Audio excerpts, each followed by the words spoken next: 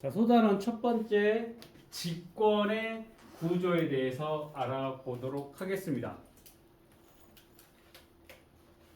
자, 이 과일이 맛있게 잘 익었는지 알아보기 위해서 제일 좋은 방법은 맛을 보면 되겠지. 근데 맛보기 전에 이게 익었는지 안 익었는지 뭐라 하는데 겉을 한번 살펴보고 그 안에까지 잘 익었는지를 알아보기 위해서 어떻게 돼? 막 두드려도 봐. 그치? 수박을 막 두드려보고 그 꼭지가 말랐냐 아니면 길쭉하게 생겼냐 뭐 이런 외부 형태 쪽을 보고 그 다음에 잘 모르겠어. 그럼 어떻게 돼? 통통통 두들겨봐. 두들겨 보면 알아? 난 모르겠던데? 잘 익은 것과 안 익은 거에 표시가 안 나. 그럼 어떻게 해? 잘라봐야 알겠지. 잘라봐서 가운데를 갈라서 가운데를 봐야 이 수박이 잘 익었고 안 익었고를 정확하게 알 수가 있다라는 겁니다. 자, 그러면 지구의 내부 구조 궁금하지? 왜? 지구의 내부 구조가 왜 궁금해? 지구가 어떻게 생겼는지를 알면 우리가 생명도 어떻게 생겨났는지도 알 수 있겠고, 그렇다 보니까 이러한 지구 내부 구조는 어떻게 알 수가 있는지 우리가 과일 자르듯이 잘라서 볼 수는 없으니까 파고 들어가서 봐야 되는지, 파고 들어가지 못한다라고 하면 어떠한 방식으로 이 지구 내부를 알고 그 특징들이 뭐가 있는지를 이번 시간에 알아보도록 하겠습니다. 자, 이전에 배웠었던 내용이 되어 있네. 체크 한번 해볼 건데, 지구는 뭘로 둘러싸여져 있지? 지구를 둘러싸고 있는 부분을 가장 겉에 부분에 뭐가 있지? 자, 우리가 밟고 있는데, 밖에 나가서 밟고 있는 데가 땅이야. 그 지구 위쪽에 뭐 있어? 우리 발바닥 위쪽에, 발바닥 위에, 이 대기 중 땅 위에 뭐 있어? 대기, 공기 있잖아, 공기. 거기를 대기로 둘러싸여 있어. 지구는 대기로 둘러싸여져 있고, 지구의 표면은 땅, 육지지, 육지. 육지와 바다로 이루어져 있다라는 걸 이전에 배웠었습니다. 자, 지층도 배웠었네. 고체 알갱이들이 모여 단단하게 굳어진 덩어리를 우리는 암석이라고 할 거야. 돌이지, 돌. 이들이 여러 층으로 쌓여져 있는 것을 지층이다라고 이전에 배웠었던 내용이 되겠습니다. 이러한 내용들을 조금 더 자세하게 알아보도록 하겠습니다. 자, 지구계의 구성 한번 봅시다. 개라고 해서 개. 여이지, 여이, 개. 개라는 얘기 들어본 적 있니? 1학년 때 배웠었는데. 생태계. 생태계 배웠었지. 기억나? 그때 생태계를 배웠었습니다. 생태계. 생태계 때 뭐라고 했냐면 그 어떠한 환경, 쉽게 말하면 우리 아파트 단지에 있는 정원 한 군데를 생각해. 아니면 그 연못을 생각을 해봅시다. 그 연못을 보면 지금은 겨울이라 물을 빼놨지만 이제 봄이 되면 거기에 물을 채워놓으면 거기 뭐 있니? 개구리도 있고 올챙이도 있고 그다음에 소금쟁이도 있고, 맞아? 거기다가 일부 비단잉어도 풀어놓게 될 거고, 그렇지? 자, 그런 식으로 거기에 이제 그렇게 동물들만 있는 게 아니라 각종 식물도 있을 수도 있겠고 눈에 보이지 않는 다양한 미생물도 있을 거야. 자, 이렇게 생태계라고 얘기를 했었을 때 각각 구성 요소들이 서로 영향을 주고받는 하나의 이런 체계를 이루고 있는 그 집합을 우리는 생태계라고 얘기했어. 그러면 거기에서 생태를 빼고 그냥 개만 얘기를 할 거야. 개. 이제 영어로 이제 우리는 시스템이라고 얘기를 할 건데, 관련이 있는 물질 또는 구성 요소들이 하나의 체계를 이루고 있는 집합을 우리는 개라고 이름을 붙일 겁니다. 그래서 그 구성 요소들이 서로 영향을 주고받는다라고 얘기를 했습니다. 그래서 생태계 때 뭔 얘기를 했었냐면 기후가 날씨에 영향을 받기도 하고 하나의 생물이 다른 생물에게 또 영향을 줄 수도 있고 막 그런 얘기도 했었고, 그다음 이제 우리 잘 알고 있는 이제 소화계 한번 봅시다. 소화계를 하면 소화기관들은 여기서부터 시작해. 우리가 음식을 먹는 입으로 시작해서 식도로 가고 그다음 위로 가고 그 다음 소장, 대장, 항문으로 이렇게 음식물이 빠져나가게 되는데 금방 얘기를 한 위나 뭐 혹은 간도 소화기관이 될 겁니다. 소장, 대장 이러한 구성 요소들이 다 합쳐진 것을 우리는 소화계라고 얘기를 할 겁니다. 자, 이런 식으로 각각의 구성 요소들이 서로 영향을 주고 받을 거야. 우리 입에서 밥을 꼭꼭 씹어 먹으라고 얘기를 하지. 왜 그러냐면 입에서 최대한 잘게 부서져야 일단 입에서 있는 아밀레이즈라는 소화 요소가 탄수화물을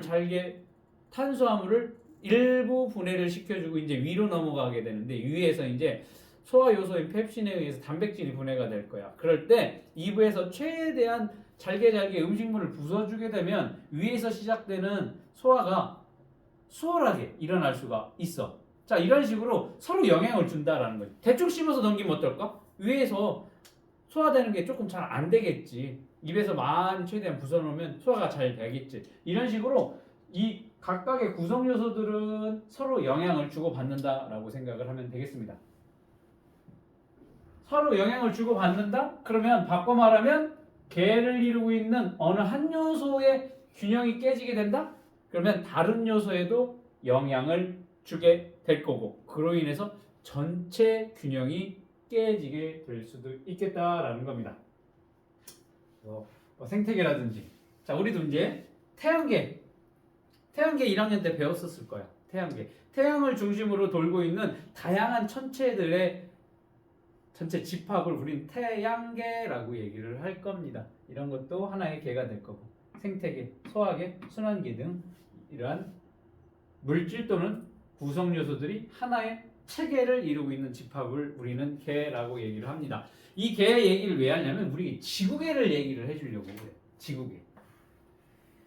자, 우리가 지구를 구성하는 거 보면 햇빛이나 공기나 바다, 흙, 다양한 종류의 생물들 여러 가지 요소들로 이루어져 있는 게 지구야. 그렇다 보니까 얘 지구를 하나의 커다란 집합으로 봤었을 때 이 지구계가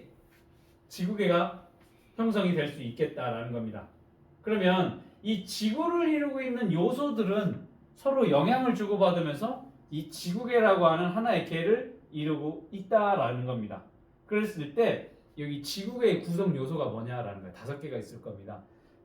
외권, 기권, 수권, 직권, 생물권. 이게 지구계를 구성하는 5개의 영역이 되겠습니다. 이거 반드시 기억을 해둘 거고 지금 중등 과정에서 이 지구계의 구성 요소인 5가지 이런 영역을 지금 배우고 있다라고 보면 되겠습니다. 오늘 그 직권의 영역을 배울 거고 우리가 1학년 때 생물권은 배웠어.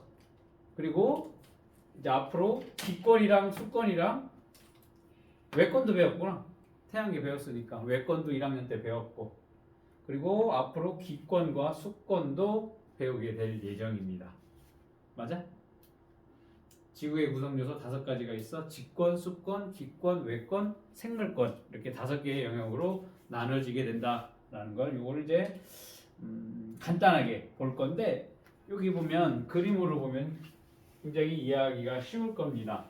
자 이렇게 직권의 영역과 수권의 영역, 기권의 영역, 외권의 영역, 생물권의 영역 이러한 5가지의 영역을 서로 합쳐놓은 게 하나의 지구계가 될 거고 이 각각의 영역들끼리는 서로 상호 영향을 주고 받는다라는 거. 기권 봅시다. 기권. 아까 밖에 나가서 발을 밟고 있는 그 표면이 있지. 표면의 위가 뭐라고 했어? 대기라고 했잖아. 대기로 둘러싸여 있는데 그 지구 표면을 둘러싸고 있는 얇은 대기층을 우리는 기권이라고 얘기를 할 겁니다. 기권. 이 기권에서 구름이나 비, 눈 등의 기상현상이 나타나는 곳이 이 기권의 영역이 될 건데 기권의 영역은 우리가 밟고 있는 땅으로부터 위로 1000km까지가 기권의 영역이 될 거야. 그러면 그 1000km까지가 기권의 영역이고 1000km 넘어가면요? 거기는 이제 우주, 외권으로 구분을 하게 될 겁니다.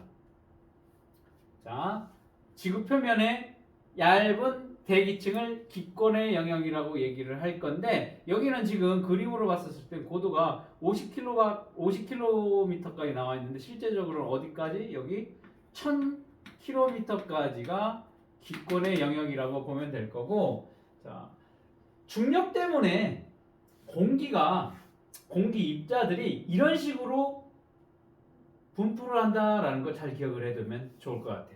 앞으로 공부를 하는 데 있어서. 그때 뭐라고 했니? 산 위로 올라가면 올라갈수록 어떻게 기압이 낮아진다라고 했지? 왜? 이런 식으로 공기 입자가 중력에 의해서 지표 근처에는 많은 공기 입자들이 공기 밀도가 높은 데에 비해서 위로 올라갈수록 중력이 약해지니까 어때? 공기 입자가 희박하지. 압력이라고 하는 것은 기압이라고 하는 것은 공기 입자들이 누르는 힘이라고 했는데 여기는 봐봐. 지표 근처는 기체 입자, 공기 입자가 많다 보니까 누르는 힘이 셀 거고 여기는 공기가 희박하니까 어때? 누르는 힘이 약할 거라고. 그래서 어디가 기압이 높다? 이쪽 밑에 지역이 기압이 높고 위로 올라갈수록 기압이 점점 낮아지게 된다라는 겁니다. 이렇게 공기 밀도가 높으면 기압이 높고 공기 밀도가 낮으면 기압은 낮아지게 될 겁니다. 어디로? 지상에서부터 위로 올라가면 올라갈수록 이렇게 공기 입자는 희박하다. 왜? 중력 때문에 그렇다라는 거. 자, 기권의 조성을 보게 되면 자, 공기의 조성을 보게 되면 78%가 질소야. 그리고 나머지 21%가 산소가 될 겁니다. 그 다음으로 많은 게 아르곤이야. 아르곤 0.93%. 그리고 우리가 잘 알고 있는 이산화탄소 있지? 이산화탄소 0.03%. 요거 이제 그냥 뭘로 알고 있냐면 그 상식으로 알아두면 편할 거야. 기권의 조성 정도는 알아두면 좋겠습니다. 자, 이런 식으로 기권의 조성을 알아두게 되면 가장 많은 부분을 차지하는 게 질소고 이제 산소고 이산화탄소. 이건 많이 들어봤을 거야. 산소는 어떻게 해야 되니? 우리가 숨을 쉬기 위해서 산소가 필요하고 그다음에 그 식물들이 광합성을 하기 위해서 뭐가 필요해? 이산화탄소가 필요하겠지. 이산화탄소를 흡수해서 이산화탄소를 재료로 해서 빛에너지 이용을 흡수한 다음에 뭘 만들어? 산소랑 양분을 만드는 게 광합성입니다. 자, 이런 식으로 생물의 호흡, 우리가 사람의 경우처럼 생물이 호흡을 한다거나 아니면 광합성에 필요한 기체를 제공하는 게 이제 기권의 그 역할이 될 겁니다. 그 다음 그 자외선이나 X선 같은 이런 해로운 물질을 차단해주는 역할을 해주는 게 기권의 영역이 될 겁니다. 기권의 여기에 뭐가 있어? 오존층이 존재를 해. 이 오존층이 뭐를 하냐면 그 외권에서 우주에서 날아오는 그 해로운 그런 여기는 뭐라고 되어 있니? 자외선, X선 이러한 광선들을 막아주는 역할을 한다라고 보면 되겠습니다. 만약에 그 오존층, 그 대기층이 존재하지 않으면 바로 직접적으로 우리 생물들에게 영향을 주기 때문에 생물들이 살아갈 수가 없어. 자, 이런 식으로 해로운 물질을 차단하는 역할을 이 기권이 하기도 하고 그 다음에 온실 효과를 일으키지. 온실 효과. 즉 지구의 온도를 일정하게 유지를 하게끔 해주는 역할도 이제 기권이 될 겁니다. 자, 이 기권에 우리가 지상으로부터 1000km까지가 기권이라고 했습니다. 그 이후 그 바깥쪽을 우리는 외권이라고 얘기를 할 겁니다. 쉽게 말하면 우주야, 우주. 지구의 기권 바깥쪽의 우주 영역을 외권이라고 얘기를 할 겁니다. 여기는 이제 태양 에너지나 달의 인력, 유성체 등이 해당이 될 겁니다. 그래서 지구의 생물체와 자연현생에 영향을 주는 게 이 외권의 영역이 될 겁니다. 자, 그 다음 수권. 지구상에 지구상에 있는 물이 존재하는 곳의 영역을 우리는 수권이라고 얘기를 할 건데 우리 지구에서 대부분은 뭐야? 바다가 수권의 대부분을 차지하게 될 겁니다. 자, 전체 100%중 해수, 짠물, 바닷물이 해당되는 게 얼마냐? 97.5%야. 나머지 2.5%가 안짠물, 담수라고 얘기를 하지. 담수, 육지의 물을 얘기를 할 겁니다. 대부분이 바닷물이 수권의 영역에 해당이 될 거고, 그 다음에 여기 육지의 물 2.5% 중에서도 빙하가 차지하는 게 1.72%로 제일 많아. 빙하가. 그리고 우리가 잘 알고 있는 호수나 하천수 같은 경우는 굉장히 적어. 0.03%로 굉장히 수권의 영역 중 제일 작은 부분. 우리가 잘 알고 있는 강이라든지 호수라든지 이런 것들. 그 다음에 0.75%가 지하수야. 지하수 볼 수가 없지. 땅속 깊은 곳에 위치를 하고 있기 때문에 우리가 지하수를 접할 기회는 거의 없어. 그리고 우리나라 같은 경우는 빙하가 없지. 빙하라고 하는 것은 일부 극지방에나 있거나 아니면 고산지대에만 존재를 하기 때문에 실제적으로 우리가 쉽게 이용을 하거나 아니면 볼 수 있는 것은 가장 적은 0.03%의 하천수와 호수가 되겠다라는 겁니다. 물은 당연히 생명체가 살아가는 데 있어서 가장 중요한 역할을 하는 게 물이 될 거고, 이게 이제 호수나 아니면 강물 같이 지표면을 흐르게 되면서 어떻게 되니 지형을 변화시키고, 또 이게 대기 중에 수증기로 올라가게 되면 기상현상을 일으키기도 한다. 이게 이제 수권의 영역이 될 거고, 그다음 오늘 배울 직권이 있습니다. 지구 표면, 그러니까 밖에 나가서 내가 밟고 있는 부분부터 지구 중심부까지가 직권의 영역이 되겠다라는 겁니다. 지구 표면뿐만 아니라 지구 내부를 모두 포함하는 영역이 직권의 영역이 되겠습니다. 그래서 그 지구의 표면을 지각이라고 얘기를 할 거고, 지각 안쪽에 멘틀이 존재를 하고, 멘틀 안쪽에 이제 내핵, 외핵 순으로 구성이 되어 있습니다. 그랬을 때 이 구성하는 물질이 뭐냐, 혹은 상태에 따라서 어떻게 구분하는지 오늘 요 직권에 대해서 자세하게 알아보도록 하겠습니다. 자, 그 다음에 마지막 지구의 구성 요소 5번째, 생물권이 있습니다. 지구에 살고 있는 모든 생물체를 생물권이라고 얘기를 할 건데, 이 생물들은 직권의 영역에서 살 수 있겠고 수권의 영역, 일부는 이런 대기, 기권의 영역에서도 생물들이 존재를 한다라는 겁니다. 이렇게 다양한 곳에 생물들이 서식을 한다. 여기 이제 5개의 영역을 우리 중학교 생활 동안 자세하게 배우게 된다. 자, 지구계는 외권, 수권, 생물권 있으니까 나머지 없는 거 누구니? 직권이 있네. 그 다음 또 뭐 있어? 기권이 있네. 이렇게 5개의 영역으로 지구계가 구성이 되어 있다. 그 다음 지구상의 물은 대부분 바다에 분포한다라고 했습니다. 육지에 분포하는 물의 대부분은 뭐니? 빙하로 존재를 한다. 자, 생물권은 지구계의 직권, 수권, 기권에 걸쳐서 분포를 한다. 이렇게 정리를 하면 되겠습니다. 직권의 형상 구조 봅시다. 자, 지구 내부를 탐사하고 싶어. 지구 내부를 탐사하고 싶어. 제일 좋은 방법은 땅을 파보면 알겠지. 땅을 이렇게 열심히 파. 그럼 옆에 이렇게 파인 부분을 보면 어떤 부분으로 이루어져 있는지를 알 수 있겠지. 이렇게 직접 시추를 통해서 땅을 조사하는 방법이 있겠고, 그 다음에 화산 불출물이 뭐야? 화산 폭발이 일어나면서 지하 깊은 곳에 있던 그러한 그 안쪽에 있는 물질들이 바깥으로 이렇게 나오게 될 거야. 그거를 조사를 하면 지구 내부를 알 수 있겠고, 자, 이렇게 시추나 화산 불출물 조사를 하는 경우를 직접적인 방법이라고 얘기를 할 거고, 지구 내부를 탐사하는데 직접적인 방법. 그 다음에 지진파를 분석한다거나 운석을 연구한다거나 이런 것들은 이제 간접적인 방법이 되겠다라는 겁니다. 자, 시추어 봅시다.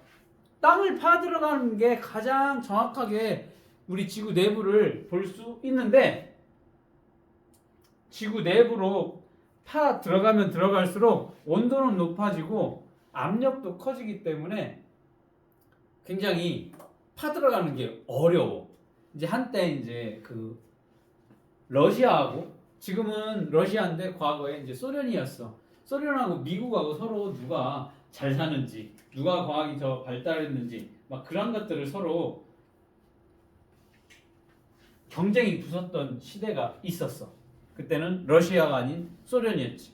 그래서 우리 기술력이 이만큼 좋다라고 해서 소련이 땅을 파들어가기 시작한 거야. 야, 니네 땅 별로 못 팠지? 우리는 많이 팔 수 있어. 기술이 발달했으니까. 그래서 열심히 팠어. 무려 20년에 걸쳐서 땅을 판 거야. 20년 동안 땅만 팠어. 몇 킬로 팠을까? 지구는 여기 지구 중심까지 6,400km야. 얼마를 팠을까? 20년 팠는데, 최첨단 기술로 20년을 팠는데 12km밖에 못 팠어. 12km. 온도가 12km 팠는데 왜 20년 동안 왜 12km밖에 못 팠냐면, 12km 파는데 온도가 200도에 가까워. 그러니까 어떠한 장비로 거기를 뚫으려고 해도 장비가 다 녹아. 압력도 높고 온도도 높고 하니까 거기 팔 수 있는 기계가 없어. 기계가 다 고장이 나고 녹아. 그렇다 보니까 20년 동안 팠는데 여전히 12km밖에 못 팠어. 12km가 조금 넘었다고 하더라고. 이거를 지각에서 파고 해저에서도 바다에서도 팠는데도 마찬가지야. 이런 식으로 이렇게 시추를 하면 굉장히 직접 뚫어서 조사하니까 얼마나 편해. 가장 정확하겠지. 그런데 이 높은 온도와 압력 때문에 시추 조절할 수 있는 건 요 정도밖에 안 돼.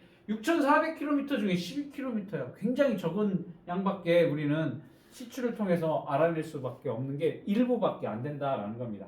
그 다음 화산 분출물 조사를 해봅시다. 화산이 폭발을 하게 되면, 분출이 되면 지각이나 멘틀에 있는 물질이 함께 올라올 수가 있을 거야. 그러니까 이 화산 분출물 밑에서부터 이렇게 뿜어서 나오는 거니까 그거를 갖다가 연구를 하는 방법을 화산 분출물 조사라고 얘기를 할 겁니다. 그렇다 보니까 화산 분출물이, 화산 본 적 있니? 우리나라는 지금 활화산이 없어. 그러니까 우리나라 지형은 절대 화산 분출물 조사를 할 수가 없다라는 거지. 화산이 분출하는 지역은 일부이기 때문에 이 화산이 없으면 거기는 우리는 조사를 할 수가 없겠고, 그 다음에 화산 분출물이 나온다라고 하면 멘틀의 일부분만 나오기 때문에 더 깊은 곳은 알 수가 없다라는 그러한 한계가 있다. 여기 이제 지구 내부 탐사를 하는 방법 중 직접적인 방법이 될 거고, 그 다음에 간접적으로 지구 내부를 조사하는 방법이 지진파를 분석하는 방법이 있습니다. 지진은 뭐니? 한 번씩은 느껴봤었을 거야. 집에서 갑자기 막 집이 흔들리면서 창문이 흔들리고 뭐 액자가 막 움직이고 하는 것들이 이제 지진인데, 자연적으로 발생하는 지진을 연구를 할 수도 있고, 우리가 인공적으로 일으킨 지진으로부터 얻은 지진파를 분석을 하면 지구 내부를 간접적으로 알 수 있다라는 겁니다. 그래서 이러한 지진파 분석을 통해서 우리 지구가 겉에는 지각, 그 안쪽은 멘틀, 그 안쪽은 외핵, 내핵 순으로 이루어져 있다라는 것을 밝혀내게 된 거지. 그래서 그 지구 안쪽에 외핵이 액체로 이루어져 있다라는 것을 발견을 하게 됐다라는 겁니다. 이게 지진파를 분석하면 지구 내부를 알 수 있겠다. 그 다음 운석이야. 운석이 뭐니? 지금 운석이 뭐야? 그거 뭐야 그거? 별똥별이라고 하는 게 운석이야. 그게 대기 중에 외부에서 중력 때문에 들어오다가 대기에서 다 타버리지. 그게 반짝 빛나지. 그게 이제 별똥별인데 일부 그 운석이 다 타지 않고 지상까지 내려오는 경우가 있습니다. 그러면 이 운석을 분석을 하면 우리가 지구도 이러한 다양한 운석들이 미행성체들이 계속 충돌해서 만들어진 게 지구야. 그러면 그런 것들이 지금 우주에 떠다니고 있다가 우리 지구로 떨어지면 그걸 갖다가 어떻게 돼? 분석을 해보면 우리 지구가 어떻게 만들어졌는지도 알 수가 있다라는 겁니다. 그래서 운석이 운 좋게 떨어졌어. 운석이 막 탁구공만한 게 떨어져도 여기 페스티벌 이 1, 2 건물은 이제 사라지게 될 건데 여기 탁구공만한 거 떨어지잖아 운석. 그럼 우리는 같이 사라지게 될 거야. 그 정도로 이제 운석의 힘이 그 충격파가 클 건데 주먹만한 거 운석 하나 이렇게 발견하잖아. 엄청난 정보들이 있기 때문에 엄청난 값어치가 있어. 인력은 좋게 넘을 거야. 운석 떨어지면 운석 하나가. 그래서 나중에 운석 그건 주인이 없잖아. 발견한 사람이 주인이야. 운석 헌터들도 있어. 자, 이렇게 운석을 연구하면 지구를 구성하는 물질에 대한 정보를 얻을 수가 있다라는 겁니다. 자, 그러면 이렇게 지구 내부를 한번 분석을 해봤더니 직권의 층상 구조를 우리가 알 수가 있다. 아까 뭐라고 했어? 이렇게 지구가 이렇게 있으면 지구 중심부까지가 6,400km라고 얘기를 했습니다. 그러면 여기 부분에 어떠한 부분으로 이루어져 있는지 직권의 층상 구조를 한번 알아보도록 하겠습니다. 위에서 아까 그 얘기 안 했네. 가장 직권에 4개가 있었지. 운석을 연구한다거나 그 다음에 지진파를 이용한다거나 그 다음 시추를 한다거나 혹은 하나 뭐였어? 화산 불출물 지구 내부를 탐사하는 방법 4가지가 있는데 그 중에서 가장 효율적인 방법이 뭘까?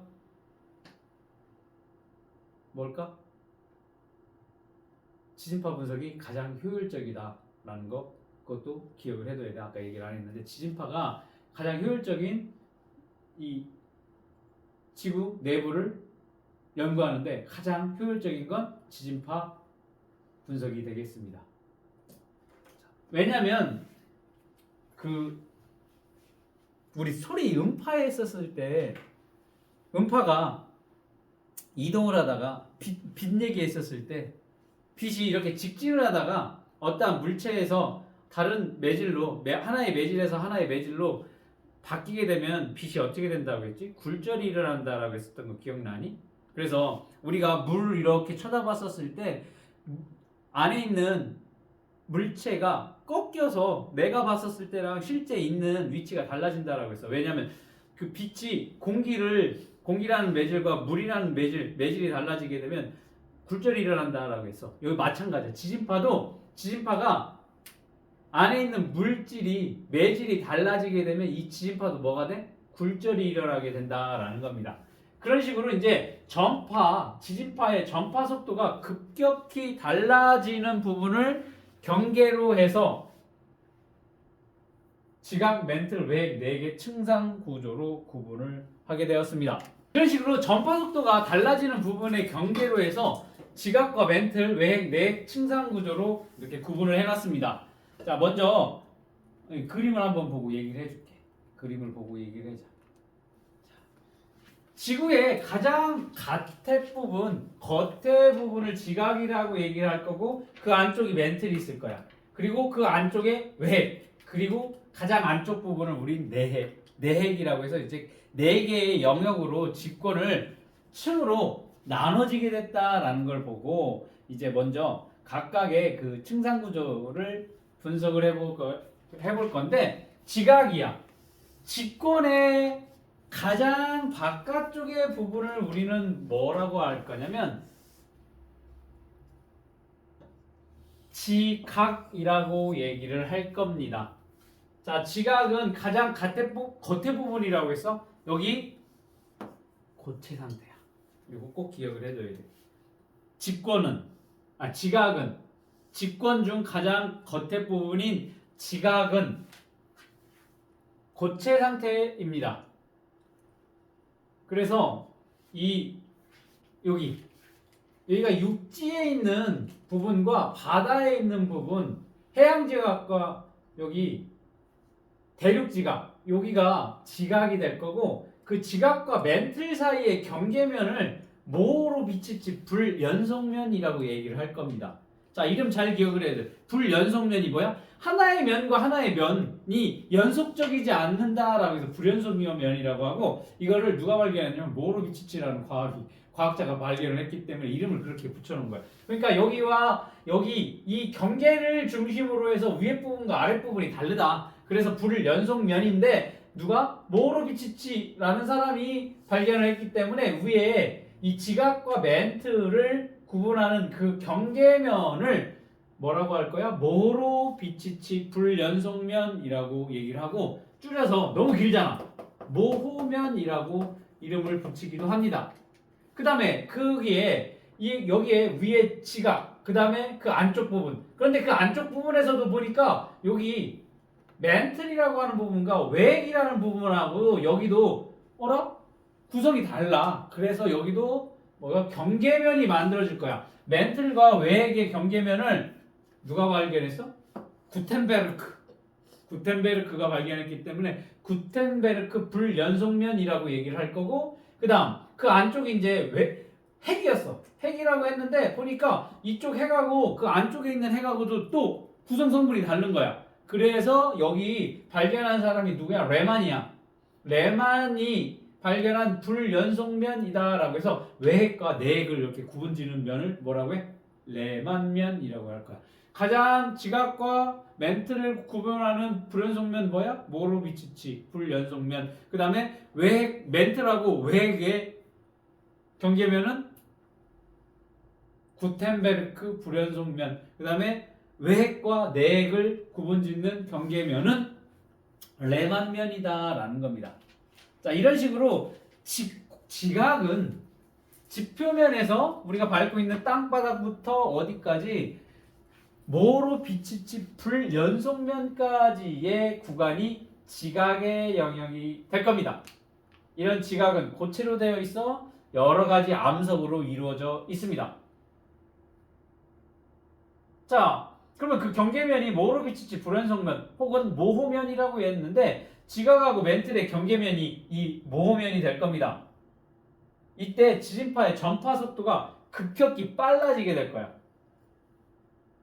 그 얘기는 지진파가 가다가 급격히 빨라져. 갑자기 속도가 느려지거나 빨라지거나 혹은 끊겨. 그 얘기는 뭐야? 이 지각하고 멘틀이, 쉽게 말하면 매질이 어떻다? 구성성분이 다르다라는 것을 알 수가 있습니다.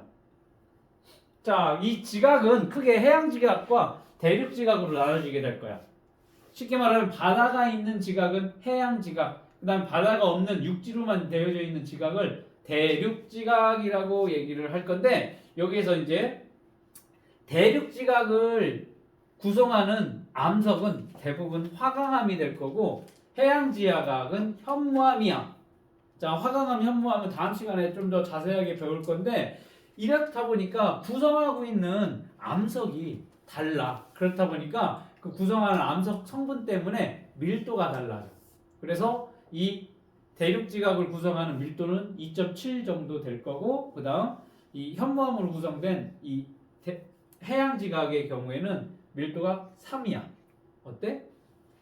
3g, 0.3g per 세제곱 센티미터로 요 해양지각의 밀도가 조금 더 크다라는 거, 이것도 꼭 기억을 해둬야 되는 내용이 될 거야. 꼭 기억해야 돼. 해양지각의 밀도가 더 커. 수치까지 알아두면 좋아. 고급점 2.7, 3.0 기억해두면 고급진 내용인데, 만약에 그게 어렵다라고 하면 해양지각이 대륙지각보다 밀도가 크다라는 건 무조건 기억을 해둬야 되는 내용이 될 거야. 왜 그러냐면 이걸 가지고서 나중에 이렇게 판이 이동을 하면, 고등과정에서 배울 건데, 이 판과 판이 이동을 하면 어때? 부딪히면 이렇게 올라갈 수도 있고 이게 내려갈 수도 있고, 이렇게 판이 이렇게 움직이게.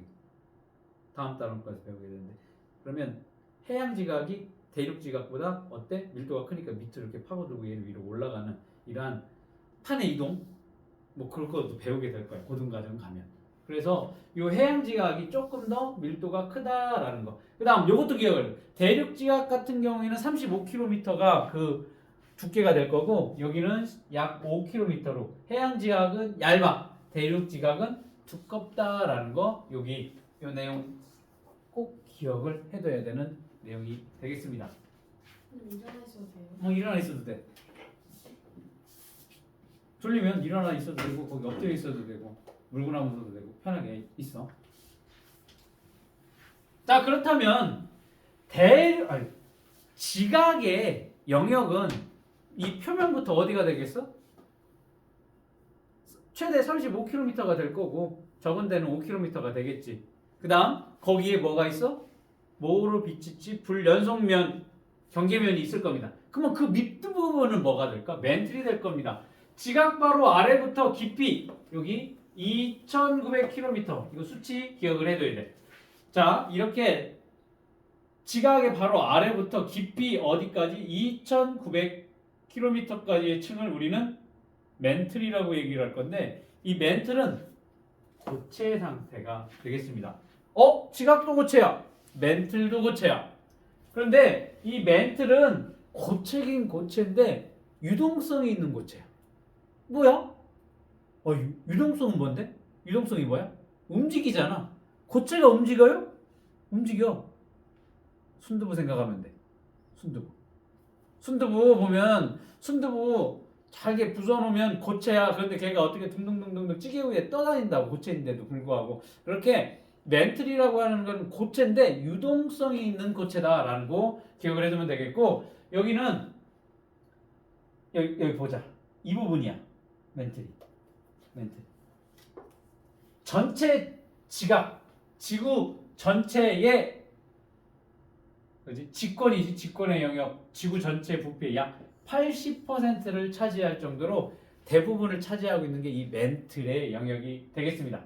자, 멘틀의 밀도는 3.3에서 6.0 g/cm². 그러니까 아까 지각은 얼마라고 했어? 2.7에서 3이라고 했으니까 걔보다 더 밀도가 크다라는 겁니다. 즉 구성하고 있는 암석 자체가 밀도가 더 큰 애야. 바깥에 있는 애들보다 안쪽으로 갈수록 어때? 밀도가 큰 암석으로 이루어졌다라는 것을 알 수가 있습니다. 자, 그 다음 멘틀의 끝에가 이제 290km까지 들어갔어. 그러면 여기네. 여기가 되겠지. 이 경계면이 뭐라고 했지? 구텐베르크 면이라고 했지. 자, 이제 구텐베르크 면부터 지구 중심의 6,400km까지를 우리는 같이 핵이라고 부를 거야. 외핵, 내핵 구분짓지 않고 일단 여기는 핵으로 얘기를 했어. 자, 이 구텐베르크 면 안쪽 중심까지를 우리는 핵이라고 얘기를 할 겁니다. 여기는 핵은 철과 니켈, 금속화합물로 이루어져 있어. 자, 철, 니켈, 금속이야. 금속화합물로 이루어져 있는 물질. 그렇다 보니까 어떻게 해서? 무거운 물질이야. 즉 밀도가 여기 멘틀보다 더 밀도가 큰 물질로 이루어져 있다라는 겁니다.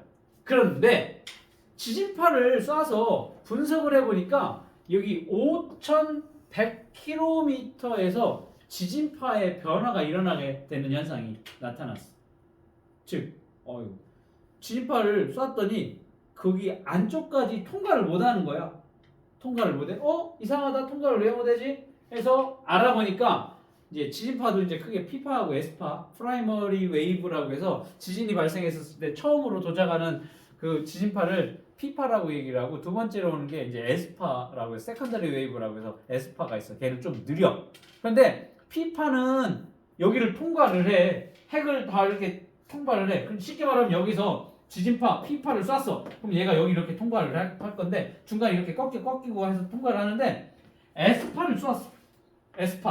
S파를 여기 쐈더니 여기에서 딱 끊겨. 근데 여기는 가. 여기서 이쪽으로 쏘면 여기는 통과를 해. 그런데 여기는 가운데를 통과를 하지 못하네. 그래서 S파의 경우는 액체를 통과를 할 수가 없어. 기체랑. P파는 고체, 기체, 액체를 다 통과할 수 있는 그런 지진파가 될 거거든. 그러면서 5100 킬로미터 부분에서 이 S파가 통과를 못하네? 왜 그럴까 했더니 여기 이 외핵이라고 하는 부분이 액체로 이루어져 있다라고 추정을 하게 된 거야. 자, 여기 유일하게 지각을 구성하는 외핵만 뭘로 이루어져 있어? 액체로 이루어져 있다라는 거 반드시 구분지어서 생각을 해야 돼. 외워둬야 돼.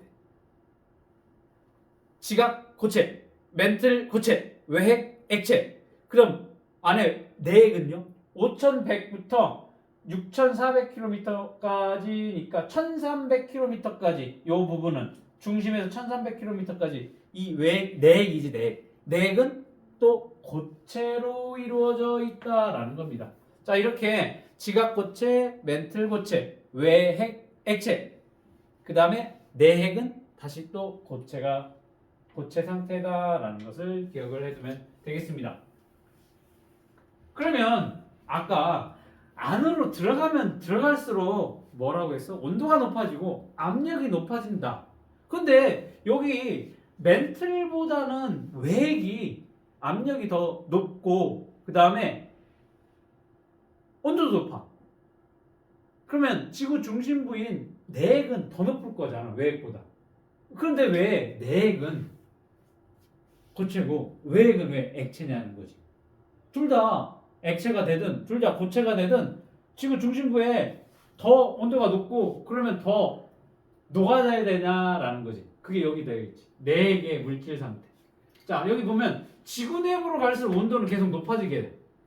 그래서 외핵은 액체 상태야.